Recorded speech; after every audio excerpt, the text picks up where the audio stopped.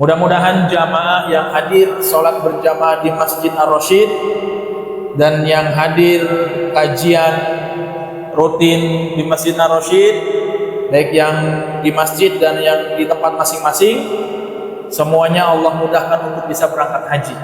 Amin. وتعاونوا على البر والتقوى ولا تعاونوا على الإثم والعدوان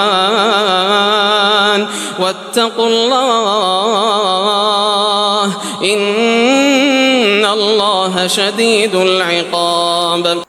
Ma'asyiral muslimin wal mu'minin, jamaah salat maghrib Masjid Ar-Rasyid Indonesia yang berbahagia, yang mulia dan dimuliakan Allah tabaraka wa ta'ala. Alhamdulillah, pada kesempatan kali ini sebagaimana biasa di setiap hari Ahad ba'da maghrib menjelang Isya, yaitu kegiatan rutin kita dalam rangka thalabul ilmi, kita niatkan semuanya ba'da salat maghrib berjamaah ini maksimalkan di ba'da maghrib sampai Isya dengan kegiatan tamasya. Apa tamasya? Jalan-jalan. Jalan-jalan.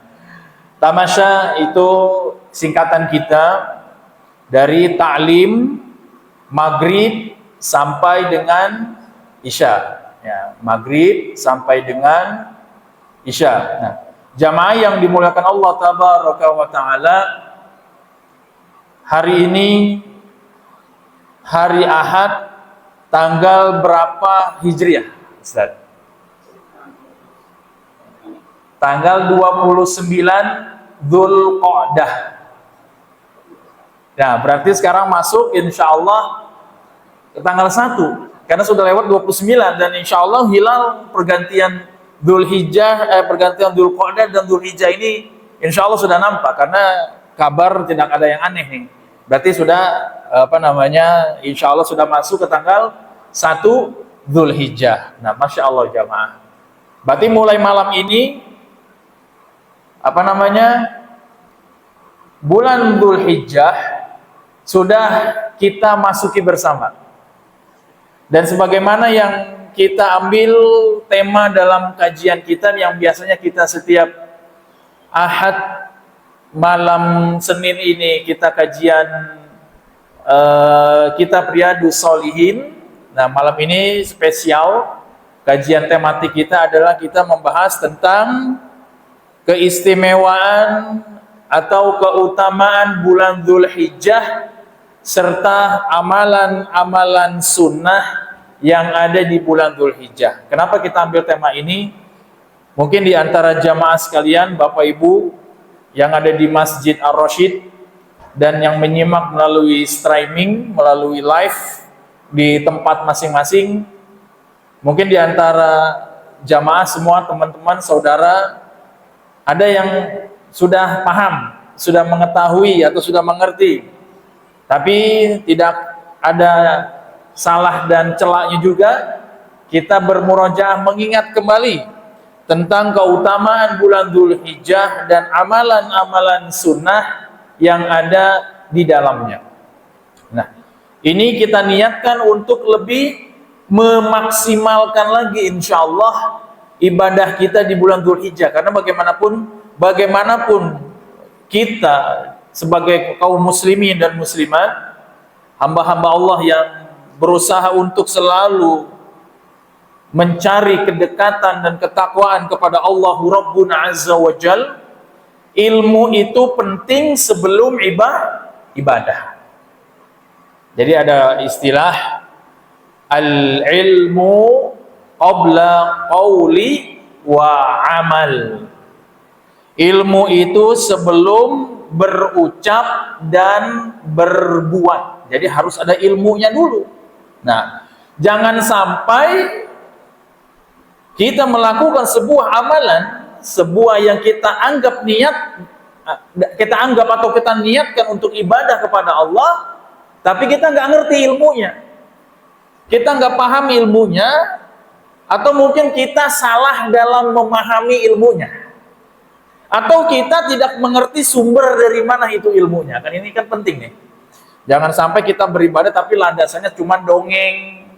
Ya, jangan sampai kita beribadah landasannya cuma katanya-katanya. Jangan sampai kita beribadah cuma landasannya ucapan-ucapan yang tidak bisa dipertanggungjawabkan kesahihannya. Nah, ini penting jamaah.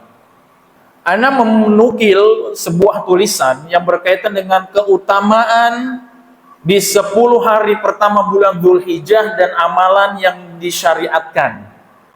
Sebelum kita memasuki tentang keutamaan. Ini sebelum nih, mungkin ada saudara semua, teman, ustaz, bapak, ibu, atau rekan-rekan yang ada di tempat masing-masing yang menyaksikan melalui live.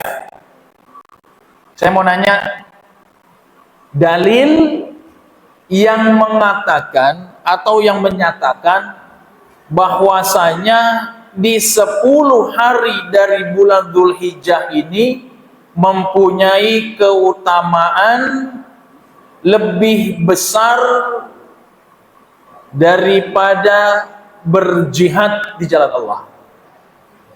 Ada yang tahu dalilnya jemaah? Nah, ini salah satu hadis yang dinukilkan oleh beliau, dan hadis ini sahih, diriwayatkan oleh Al-Imam Al-Bukhari. Nah, jadi kebanyakan kita kaum muslimin secara umum yang ditahu bulan Dzulhijjah adalah lebaran haji doang, betul nggak? Bulan Dzulhijjah lebaran haji, besok motong domba, motong sapi. Ada juga yang berpikiran bulan haji, bulan pada nikah, bener nggak? Pada ngawinin. Nah, sebagian kaum muslimin atau banyak kaum muslimin cuma memahami seperti itu. Padahal bulan Dzulhijjah ini Allah Tabaraka wa Ta'ala memberikan banyak keutamaan di dalamnya. Di sini dikatakan Ruwiya Al-Bukhari rahimahullahu ta'ala, diriwayatkan dari Imam Bukhari, semoga Allah merahmati beliau. An Ibni Abbas radhiyallahu anhuma. Ini sanadnya hadis ini dari Ibnu Abbas radhiyallahu anhuma. Bapak dan anaknya adalah sahabat Nabi sallallahu alaihi wasallam. Nah, anna Nabiyya sallallahu alaihi wasallam qala, bahwasanya sesungguhnya Nabi sallallahu alaihi wasallam bersabda, ma min ayyamil amalus salih fiha ahabba ilallah min hadhil ayyam, yakni ayyamul ashr.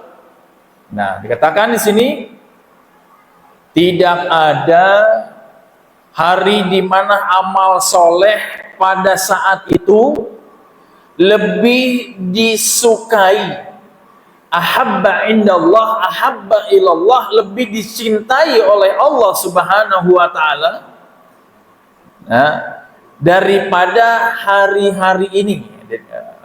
Min hadhil ayyam, daripada hari-hari ini, bimakna yakni ayyamul ashr, hari yang ke-10. Qalu, nah para sahabat bertanya kepada baginda Rasulullah SAW. Qalu, ya Rasulullah, walal jihadu fi sabilillah. Wahai Rasulullah, apakah tidak juga dengan berjihad di jalan Allah lebih utama di hari-hari ini? Qala, kata baginda Rasulullah SAW menjawab, walal jihadu fi sabilillah illa rajulun kharaja bi nafsihi wa malihi thumma lam yarji' min dzalika bi syai'in. Paham di sini jamaah? Tidak ada yang lebih utama dari segala amalan soleh dari hari-hari 10 ini itu kecuali seorang laki-laki yang keluar dari rumahnya membawa jiwa dan hartanya kemudian dia tidak kembali lagi membawa sesuatu, berarti dia telah gugur. Kalau tidak kembali lagi membawa sesuatu, berarti sudah habis. Jadi tidak ada yang mengalahi keutamaan beribadah, beramal soleh dari 10 hari pertama di bulan Dzulhijjah ini, kecuali seorang yang pergi berjuang di jalan Allah dengan jiwa dan hartanya, dan dia tidak kembali lagi dengan sesuatu apapun, berarti dia syahid, gugur di jalan atau di dalam jihad di jalan Allah. Tidak ada yang mengalahi dari syahid. Jamaah kita kalau dengar bahasa jihad fisabilillah dengan jiwa dan harta, ngeri nggak? Karena ini bukan main-main jamaah. Hitungannya udah nyawa sama harta, jangankan nyawa jamaah. Harta aja kadang kita takut, betul nggak? Ya Allah, kadang buat berinfak, berjuang di jalan Allah dengan harta aja kita ini masih mikir-mikir nih. Waduh, ini gimana nih? Buat makan aja besok susah. Kadang-kadang berpikir kayak begitu. Aduh, nanti jangan-jangan uang saya berkurang nih. Jangan-jangan nanti kalau saya sedekahin di jalan Allah, tabungan saya menyusut. Nanti nggak bisa dong, banyak kebutuhan dan sebagainya, banyak perhitungan. Ini dengan harta. Apalagi kita berjihad dengan nyawa. Ngeri nggak? Masalahnya nyawa ini. Nah, tidak ada amal soleh yang menandingi segala apapun dari beribadah di 10 hari pertama bulan Dzulhijjah ini, kecuali orang yang gugur di medan jihad dan dia tidak kembali dengan sesuatu apapun. Berarti memang sudah wafat. Yang bisa mengalahkannya cuma syahid di jalan Allah. Nah, jamaah yang dimuliakan Allah tabaraka wa taala, ada hadis yang lain juga yang dinukilkan oleh Syekh Abdullah bin Abdurrahman Al-Jibrin rahimahullahu taala di sini. Waruwiyal imam, dan juga diriwayatkan oleh Imam Ahmad. Waruwiyal Imam Ahmad rahimahullahu taala an Ibni Umar radhiyallahu anhuma anin Nabi sallallahu alaihi wasallam, dan diriwayatkan juga oleh Imam Ahmad rahimahullah yang sanadnya hadis ini itu dari Ibnu Umar radhiyallahu anhuma. Nah, Nabi sallallahu alaihi wasallam, Nabi sallallahu alaihi wasallam bersabda, "Ma min ayyamin a'dhamu wa la ahabba ila Allah al-amal fihinna min hadhihi al-ayyamul 'ashr fa aqsiru fihinna min tahlil wa takbir wa tahmid." Nah, ini riwayat yang lain. Imam Ahmad rahimahullahu taala meriwayatkan hadis dari Ibnu Umar radhiyallahu anhuma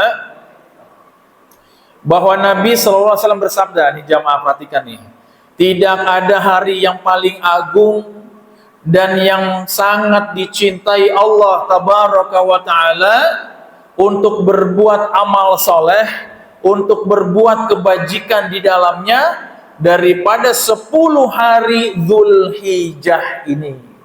10 hari ini Dzulhijjah udah masuk nih. Ya, maka perbanyaklah di saat itu, di 10 hari pertama ini memperbanyak tahlil. Apa tahlil? Mengucapkan la ilaha illallah. Ucap la ilaha illallah wahdahu la syarikalah. Pokoknya yang disyariatkan, yang ada syariatnya, yang ada dalilnya, yang ada petunjuknya. Jangan salah, ya. Disuruh kita banyak mengucapkan tahlil. Jangan ditambahin A sama N. Ya, tahlilan nanti jadinya. Tahlil. Karena identiknya tahlilan itu kan kalau ada orang meninggal dunia, betul? Tradisi kan seperti itu. Ya, di sini adalah perintahnya, syariatnya memperbanyak tahlil. La ilaha illallah, la ilaha illallah. Itu disuruh kita untuk memperbanyak tahlil. Nah, yang kedua, disuruh juga kita memperbanyak buat takbir dan mengucapkan takbir. Allahu Akbar, Allahu Akbar. Banyak yang banyak, dan selanjutnya tahmid.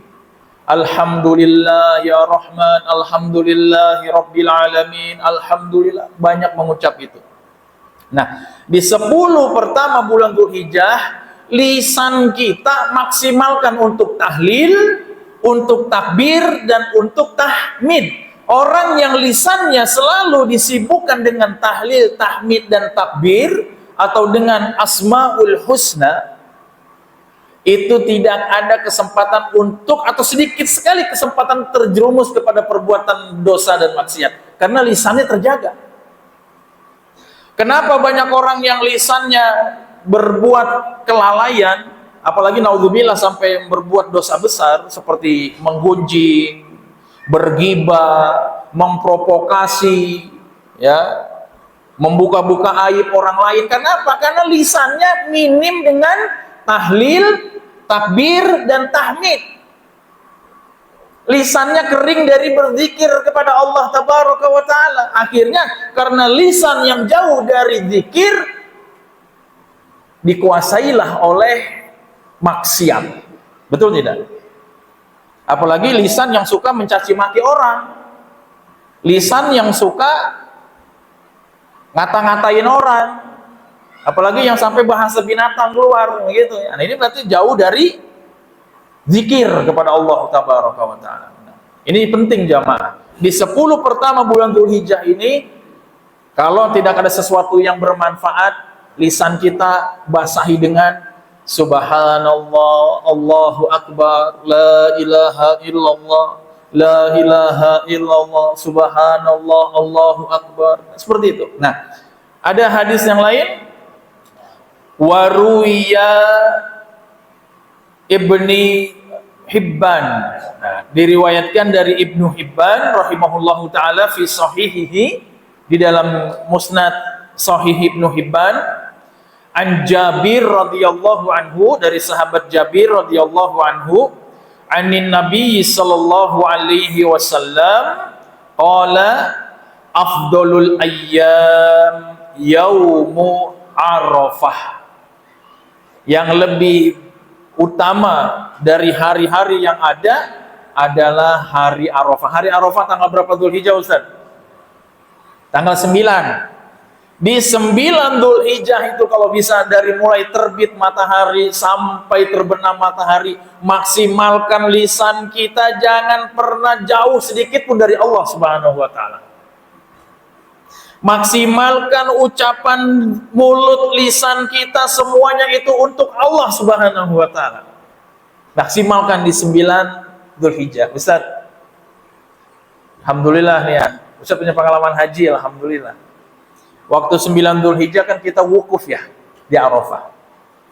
Di Arafah kita wukuf dari mulai pagi, setelah kita berangkat dari Mina ke Arafah, ya. Terus sampai menjelang zuhur. Setelah itu kita sholat zuhur asar di jamak. Habis itu ada khutbah Arafah. Betul tidak, Ustaz?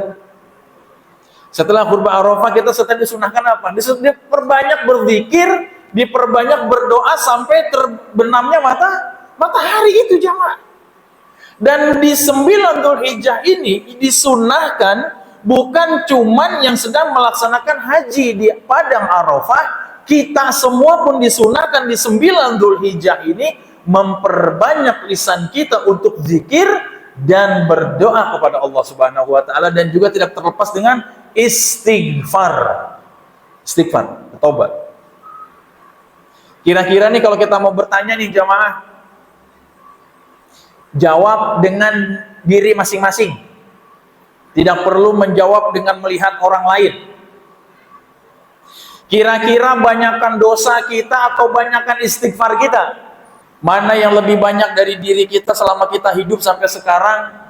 Banyakkan kita berbuat dosa, banyakkan kita mengucapkan dosa, lisan kita berbuat dosa maksudnya, dengan istighfar kita, coba banyakkan.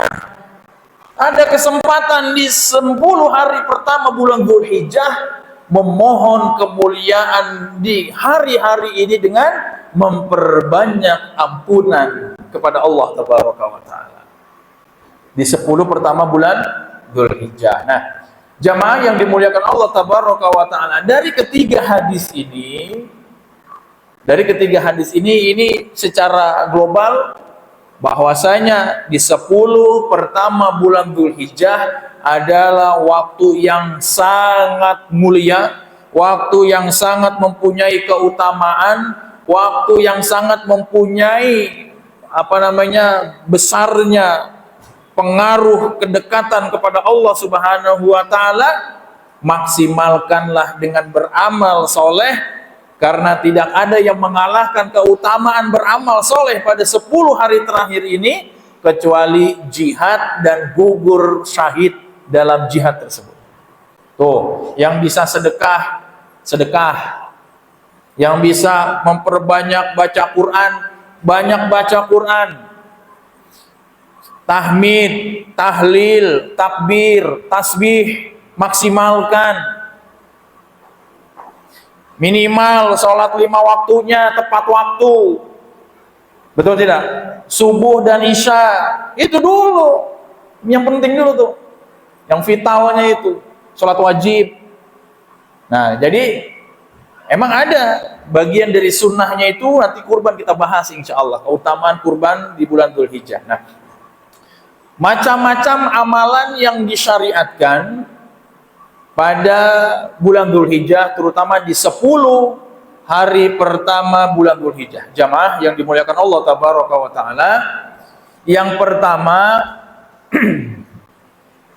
kalau kita berkata tentang Dzulhijjah, dari namanya saja sudah jelas.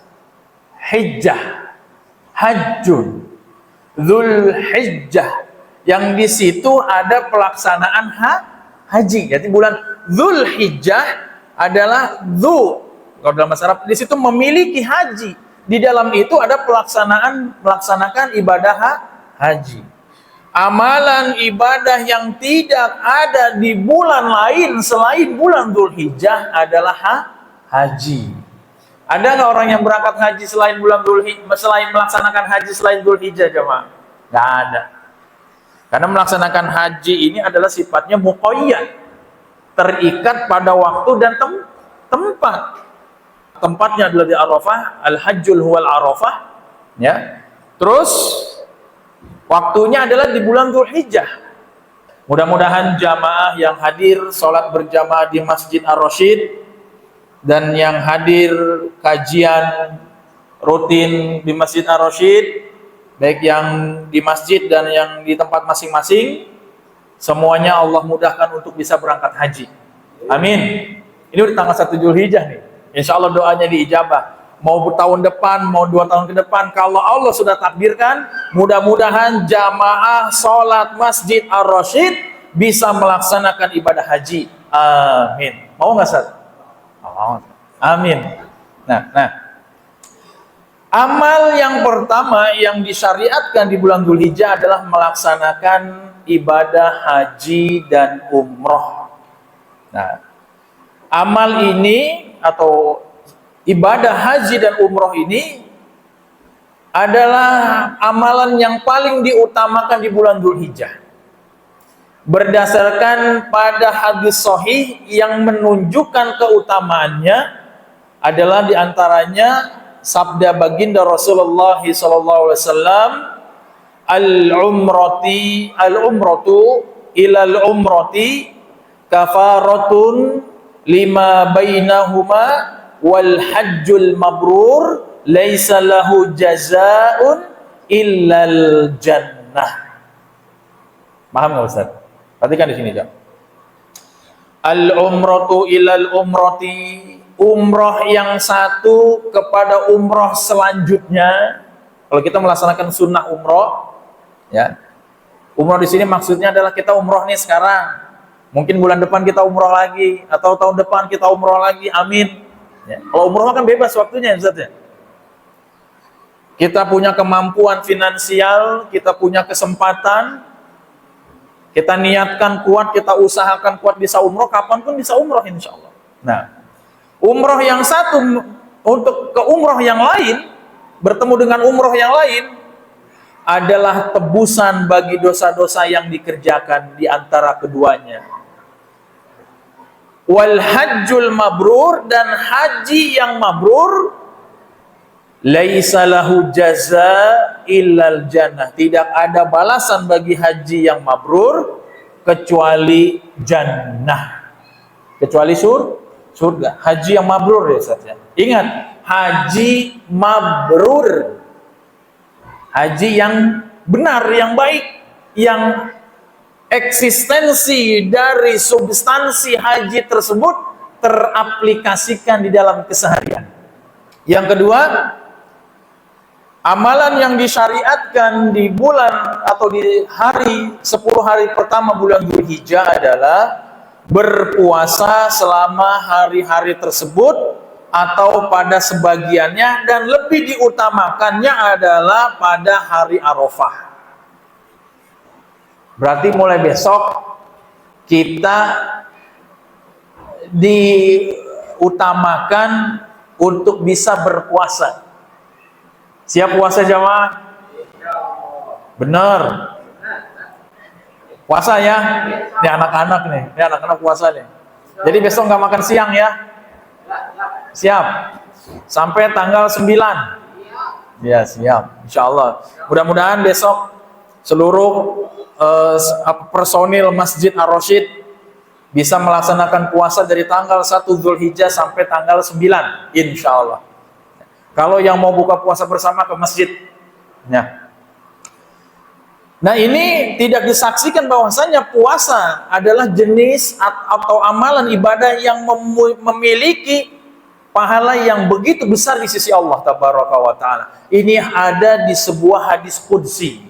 Hadis qudsi ini adalah hadis apa Ustaz? Yang ucapannya dari yang maknanya dari Allah Subhanahu wa Ta'ala, tapi ucapannya dari baginda Rasul sallallahu alaihi wasallam. Hadis qudsi, dan dikatakan di sini, as-saum li wa ana ajzi bihi annahu taraka syahwatahu wa ta'amahu wa syarabahu min ajli. Nah, kata Allah Subhanahu wa Ta'ala, puasa ini adalah untukku dan akulah yang akan mengganjar pahalanya.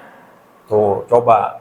Puasa ini adalah untukku dan hanya aku yang berhak untuk membalasnya dengan suka-suka Allah. Ya kan? Karena apa? Karena sesungguhnya orang yang berpuasa ini telah meninggalkan syahwatnya, telah meninggalkan makan dan minumnya, semuanya semata-mata untuk aku, untuk Allah Subhanahu wa Ta'ala. Tuh jamaah. Ya, ini penting. Jadi kalau sudah berbicara saum, besok kita mulai insya Allah saum sunnah Dzulhijjah, niatnya semuanya tulus ikhlas untuk Allah Subhanahu wa Ta'ala, dan semoga di 9 hari pertama kita saum ini itu Allah ganjarkan semuanya dengan begitu banyak pahala yang Allah berikan keberkahan di kapanpun selama hidup kita. Mau hidup berkah nggak jemaah? Kalau mau hidup berkah, dari mulai sekarang cobalah mendekatkan untuk selalu mendekat kepada Allah Subhanahu wa Ta'ala. La barakatan illa biqurbi ilallahi Subhanahu wa Ta'ala. Tidak ada keberkahan kecuali kita berupaya untuk mendekatkan diri kita kepada Allah Subhanahu wa Ta'ala. Pengen berkah tapi amalannya jauh dari Allah, ya mana bisa berkah coba. Pengen berkah tapi maksiat, gimana bisa berkah dalam maksiat? Nah, jadi kalau mau berkah, maksimalkan beramal soleh, wabil khusus kita masuk di 10 hari pertama bulan Dzulhijjah ini. Nah, selanjutnya nih jamaah, nih hadisnya sahih nih. Tidak ada bagi seorang hamba ma min abdin yauma yasumu yauman min fi sabilillah. Tidak ada seorang hamba berpuasa di jalan Allah, melainkan pasti Allah jauhkan dirinya dengan puasanya tersebut dari api neraka selama 70 tahun. Hadis riwayat Bukhari Muslim. Jamaah, ada di sini yang usianya sudah 70 tahun. Dengar bahasa 70 tahun aja kita udah mikir. Ini kira-kira umur kita sampai 70 tahun nggak jamaah? Ayo. Siapa yang bisa menjamin usianya sampai 70 tahun? Nggak ada yang bisa menjamin. Nah, orang-orang yang meniatkan dan melaksanakan puasa di suatu hari ini, dan niatnya berpuasa ini untuk di jalan Allah, maka dia Allah akan jauhkan dari siksa api neraka dengan puasanya dari api neraka selama 70 tahun jamaah. Tuh coba 70 tahun jamaah. Saum Arafah tanggal 9 Dzulhijjah, berpuasa pada hari Arafah karena mengharapkan ridho Allah, mengharapkan pahala dari Allah, maka Allah akan melebur dosa-dosa setahun sebelumnya dan akan melebur dosa-dosa setahun sesudahnya. Dari 1 tahun ini nih, dari bulan Muharram sampai Dzulhijjah di bulan 12 ini, dosa apa aja yang sudah kita lakukan kepada Allah? Coba hitung. Nanti sampai rumah pulang, ambil buku, ambil pena, ambil pulpen, catat. Nomor 1 bulan Muharram kemarin dosa saya ini. Sampai sekarang coba catat ada berapa tuh? Ingat nggak kira-kira dosa apa aja? Kalau dosa sampai lupa berarti saking banyaknya berbuat dosa. Betul nggak jamaah? Betul? Saking banyaknya jadi lupa. Nah, melaksanakan puasa Arafah di 9 Dzulhijjah akan menggugurkan dosa setahun sebelumnya dan menggugurkan dosa setahun yang akan datang. Tapi ingat, dosa kecil. Tapi jangan meremehkan dosa kecil, karena bisa jadi pelaku dosa besar awal mulanya karena kecanduan dosa kecil. Karena sudah tidak ada kepekaan lagi dengan dosa, akhirnya dosa kecil udah nggak terasa, akhirnya melakukan dosa besar. Kalau dosa besar tetap harus bertobat kepada Allah, taubatan nasuha.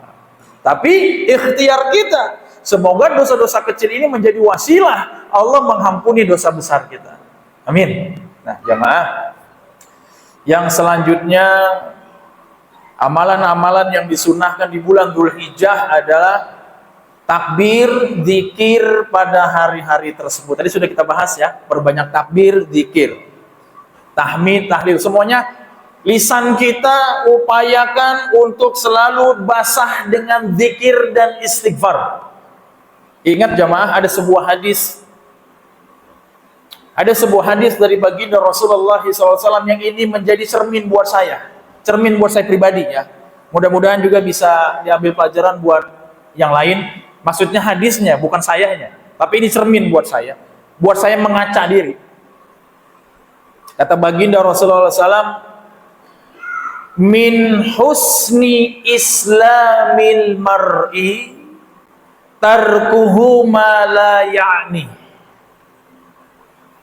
Min husni islamil mar'i, di antara dari kebaikan Islamnya seseorang adalah meninggalkan sesuatu atau segala sesuatu yang tidak ada manfaat buat dirinya.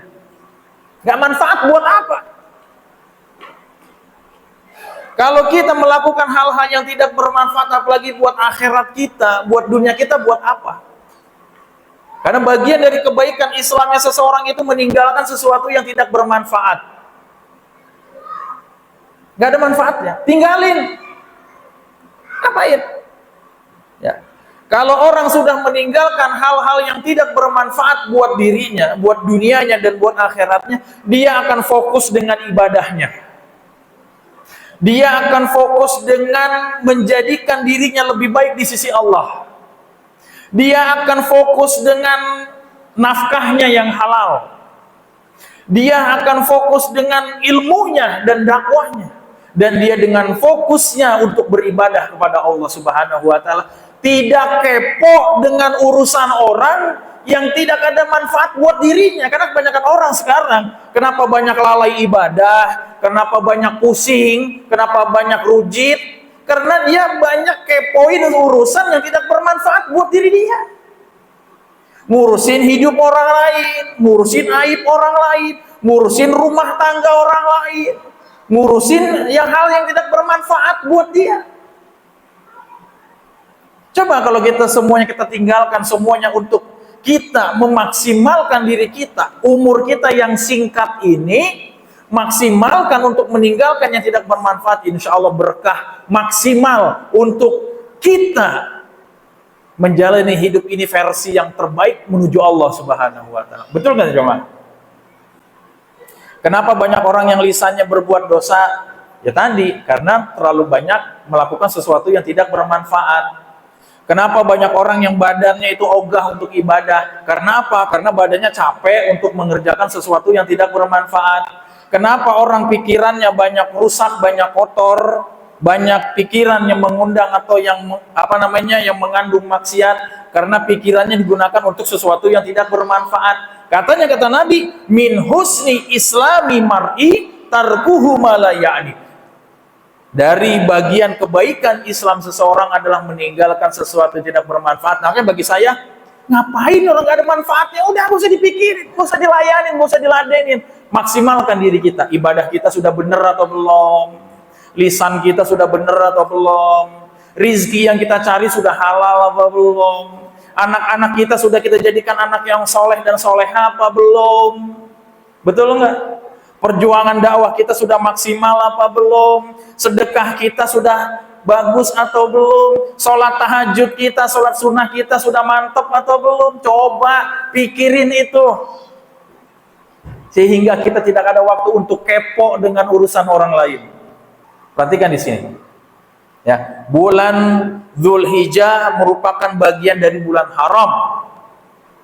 Perbanyak amal soleh agar Allah lipat gandakan pahala kebaikannya, dan jauhi sejauh-jauhnya perbuatan yang Allah dan Rasulnya larang, agar kita tidak ketiban dosa berlipat-lipat ganda, karena amalan maksiat dan dosa itu dilipat gandakan dosanya di bulan haram, apalagi di bulan Dzulhijjah. Selanjutnya yang kelima, berupaya atau berusaha keras untuk melaksanakan amal soleh semaksimal mungkin di bulan Dzulhijjah. Tadi sudah kita sebutkan seperti sunnah saum, baca Quran, saum dan segala macam. Dan yang terpenting adalah yang wajib, sholat. Ini buat saya pribadi terutama, atau buat kita semua nih yang sudah sekarang kepastian dalam hidup kita ini, masa depan kita itu apa, jemaah? Masa depan kita apa? Mati. Ustaz, saya mau tanya, kita punya cita-cita nggak? Pertanyaan, cita-cita kamu ingin jadi apa? Saya ingin jadi insinyur, benar nggak? Dulu kan kita begitu ya, pengen jadi dokter, pengen jadi begitulah. Ada nggak yang akan menjamin kita akan menjadi seperti apa yang kita cita-citakan? Nggak ada. Tapi ada yang pasti, yang tidak perlu jaminan dari manusia, yang pasti akan kita dapatin, yaitu mati. Betul nggak? Ketika kita mempunyai angan-angan atau cita-cita, obsesi, ambisi, sukses di dunia, kenapa kita tidak memiliki keinginan kuat untuk sukses di akhirat? Kalau kita ingin hidup bahagia dan senang di dunia semasa hidup, kenapa kita tidak ingin merasakan senang dan bahagia ketika akhir hidup kita? Betul nggak? Begitu jamaah. Banyak beramal soleh, sholat 5 waktunya. Ingat, sholat 5 waktu bagi laki-laki berjamaah itu wajib hukumnya. Kesepakatan dari jumhur ulama. Dari keempat imam mazhab, itu mayoritas imam mazhab Ahlus Sunnah wal Jamaah mengatakan sholat berjamaah bagi laki-laki itu adalah wajib. Ada pendapat yang mengatakan sholat berjamaah bagi laki-laki itu adalah sunnah muakkadah. Itu pendapat Al-Imam Asy-Syafi'i rahimahullahu ta'ala. Nah, tapi Imam Asy-Syafi'i dan seluruh pengikut mazhabnya tidak pernah meninggalkan sholat berjamaah kecuali dengan hal yang Allah uzurkan. Gitu jamaah. Coba silakan cari deh hukum sholat berjamaah bagi laki-laki. Mayoritas ulama mazhab itu mengatakan wajib. Dalilnya banyak. Warka'u ma'ar-raki'in, wasjud ma'as-sajidin, dan banyak seperti itu. Ya, itu seperti itu jamaah. Nah, sholat, sedekah, jihad, membaca Quran, amar ma'ruf nahi munkar, thalabul ilmi, dan sebagainya. Karena amalan-amalan tersebut dilipat gandakan pahalanya di hari-hari 10 bulan pertama bulan Dzulhijjah, wabil khusus di bulan haram ini. Terus yang selanjutnya, amalan-amalan sunnah di bulan Dzulhijjah ini adalah yang pertama di 10 hari pertama Dzulhijjah terutama adalah disyariatkan pada hari-hari itu takbir mutlak. Takbir mutlak yaitu pada saat siang atau malam sampai malam sholat id, sampai malam menjelang sholat id. Kita dari mulai tanggal 1 ini nih, kita diperbolehkan, disunahkan untuk takbir mutlak. Apa takbirnya? Sebenarnya kita takbiran. Allahu Akbar, Allahu Akbar, Allahu Akbar. La ilaha illallah, Allahu Akbar. Allahu Akbar walillahil hamd. Itu diperintahkan, disunahkan maksudnya. Disunahkan untuk kita memperbanyak takbir mutlak. Dan tidak disyariatkan untuk selalu berjamaah, tidak. Sendiri-sendiri aja. Ya, seperti itu. Perbanyak seperti itu. Dan selanjutnya, bagi yang ingin berkurban, insya Allah semuanya pengen kurban ya. Insya Allah. Semoga Allah luaskan rezeki dan kemampuannya kita semua. Bagi yang ingin berkurban, dilarang mencabut atau memotong rambut dan kuku bagi orang yang hendak berkurban. Jadi mulai besok kita tanggal 1 nih yang mau kurban nih, insya Allah kita semua insya Allah mau berkurban. Udah tidak motong rambut, tidak motong kuku. Kenapa? Tidak melepaskan bagian dari tubuh kita, karena kita kebagian dari hukum ihram. Orang yang ingin berkurban mendapat bagian dari hukum ihramnya. Orang yang ihram kan nggak boleh gitu ya. Nggak boleh potong rambut, nggak boleh potong kuku, kecuali untuk hal yang darurat. Jadi tidak boleh. Hadisnya adalah yang diriwayatkan oleh Imam Muslim dari Ummu Salamah radhiyallahu anha, bahwasanya Nabi sallallahu alaihi wasallam bersabda, "Idza ra'aitum hilalu dzilhijjah wa arada ahadukum ayyudhi falyamsik an sya'rihi wa azfarihi." Nah, ini hadisnya, jika kalian melihat hilal pada bulan Dzulhijjah, udah ada hilal bulan Dzulhijjah, masuk bulan Dzulhijjah, dan salah seorang di antara kalian ingin berkurban, maka hendaklah menahan diri dari memotong rambut dan kukunya, seperti itu. Dan yang selanjutnya jamaah, yang terakhir, yang 9 dan 10, melaksanakan sholat Idul Adha dan mendengarkan khutbahnya. Ya, melaksanakan, masih bisa jelas ya jemaah? Melaksanakan sholat Idul Adha dan mendengarkan khutbahnya. Setiap muslim hendaknya memahami hikmah disyariatkannya hari raya ini adalah dengan banyak beramal kebajikan, maka janganlah dijadikan hari ini sebagai hari keangkuhan dan kesombongan. Janganlah dijadikan kesempatan maksiat dan bergelimang dalam kemungkaran, seperti nyanyi-nyanyian, main judi, mabuk-mabukan dan sejenisnya. Maka hal yang akan menyebabkan terhapusnya amal kebajikan yang dilakukan selama 10 hari ini hendaknya dijauhi. Jadi 9 ini adalah melaksanakan sholat Idul Adha dan mendengarkan khutbahnya. Jangankan sholat Id, sholat Jumat aja, khutbah Jumat, kita diperintahkan untuk mendengar dan menyimak khutbah Jumat. Jangan melakukan ucapan dan perbuatan yang melalaikan pada saat kita mendengarkan khutbah. Ini sering kita dapati, kita bukan untuk mengoreksi orang lain, tapi buat diri kita. Pada saat kita hendak datang untuk sholat id, baik itu Idul Adha atau Idul Fitri, atau melaksanakan sholat Jumat yang di situ ada khutbahnya, dengarkan khutbahnya. Ini penting.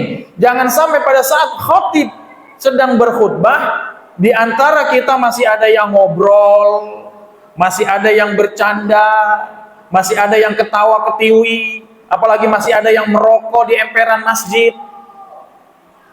Ya, membaca Al-Quran saja tidak boleh pada saat terlaksananya khutbah, apalagi cuman wiridan.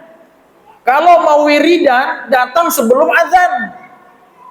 Apabila azan Jumat misalnya jam 12, datang jam 11. Itu bisa sholat sunnah, bisa wiridan. Sepuasnya 1 jam. Jangan sampai datang setelah azan berkumandang, masuk masjid, pada saat khutbah sudah dilaksanakan, ini malah wiridan. Ini nggak benar kayak begini. Ini namanya merusak nanti. Merusak amalan dia sendiri. Sia-sia nanti, karena la Jum'ata, tidak ada sholat Jumat bagi orang yang tidak mendengarkan khutbah. Emang kenapa sih dengerin khutbah? Ogah banget gitu. Bete banget emang dengerin khutbah. Seminggu sekali kita mendengar peringatan dari orang-orang yang mengingatkan kita untuk kepada Allah dan Rasulnya. Ini malah sibuk dengan lisan kita sendiri. Bagi yang mau baca Quran, bagi yang mau wiridan di hari Jumat, datang sebelum azan. Silakan sholat sunnah, silakan baca Quran, silakan berzikir, subhanallah, walhamdulillah, astagfirullah. Silahkan dengan wirid apapun yang dicontohkan Nabi sepuasnya. Asal jangan ketika sudah khutbah ditegakkan. Ini hati-hati. Jadi ada sebuah hadis sahih dari Abu Hurairah radhiyallahu anhu, idza sha'al khatibu 'alal mimbar, ketika khatib telah naik mimbar, fala yatakallam ahadukum, maka janganlah di antara kalian ini berbicara pada saat khatib sudah mulai khutbah. Wa man yatakallam faqad lagha, barang siapa yang berbicara pada saat khutbah, maka dia sedang berbuat yang sia-sia. Faman lagha fala jum'atan lahu, dan orang yang berbuat yang sia-sia ini tidak ada pahala Jumat bagi dia. Itu jamaah. Ini hadis sahih. Kalau mau sunnah, sholat sunnah yang banyak. Kalau mau wiridan, kalau mau baca Quran, datangnya sebelum azan Jumat. Jangan pada saat khatib sedang naik mimbar melaksanakan khutbah, mengganggu jamaah yang ingin konsen dengar khutbah, dan juga itu melanggar dari syariat Rasul, syariat Nabi Sallallahu Alaihi Wasallam. Dan selanjutnya yang 10, yang terakhir adalah selain dari hal-hal yang disebut di atas, hendaknya setiap muslim dan muslimah mengisi hari-hari ini dengan melakukan ketaatan, zikir, syukur, dan melaksanakan segala kewajiban dan menjauhi segala larangan, dan manfaatkan kesempatan ini dengan semaksimal mungkin, berusaha memperoleh kemurahan Allah agar mendapatkan ridhonya dan dilimpahkan tauhid, dilimpahkan taufik dan ampunan, serta kita diselamatkan oleh Allah dari segala bentuk kesimpangan, keterpurukan, dan kejerumusan yang bisa menyengsarakan kita dunia dan akhirat. Amin. Jamaah, ingat, tidak ada jarang kita usia 70 tahunnya. Ya, jangan sampai ini udah 50 tahun, udah 60 tahun, sudah 40 tahun kita sudah bahas tentang usia 40 tahun pada yang lalu. Jangan sampai sudah 40 tahun lewat ini kita tidak sadar juga. Nah, jamaah yang dimuliakan Allah Tabaraka wa Ta'ala, cukup sekian dari saya, dari kita semua. Mudah-mudahan kajian yang singkat ini bisa bermanfaat buat kita semua. Ini juga sudah masuk waktu Isya. Selepas adzan Isya, kita langsung melaksanakan sholat Isya berjamaah. Insya Allah pekan depan masih kita lanjutkan lagi kajian kita. Kalau bisa sebelum maghrib sudah di sini, kita buka puasa bersama. Insya Allah kita masih ada saum ya, insya Allah ya. Kita buka puasa bersama di Masjid Ar-Rasyid, insyaallah ta'ala. Masjid Ar-Rasyid menyiapkan untuk hidangan berbuka puasanya. Dan yang benar dari apa yang saya sampaikan adalah dari Allah dan Rasulnya SAW. Dan yang salah atau yang keliru adalah dari kelengahan saya, dari kebodohan dan dari ketidakmengertian saya. Dan saya mohon ampun kepada Allah Subhanahu wa Ta'ala. Apabila ada ucapan yang kurang berkenan, ada istilah yang kurang pantas, mohon dibukakan pintu maaf yang sebesar-besarnya. Subhanakallahumma wa bihamdika asyhadu an la ilaha illa anta astaghfiruka wa atubu ilaih. Wassalamualaikum warahmatullahi wabarakatuh.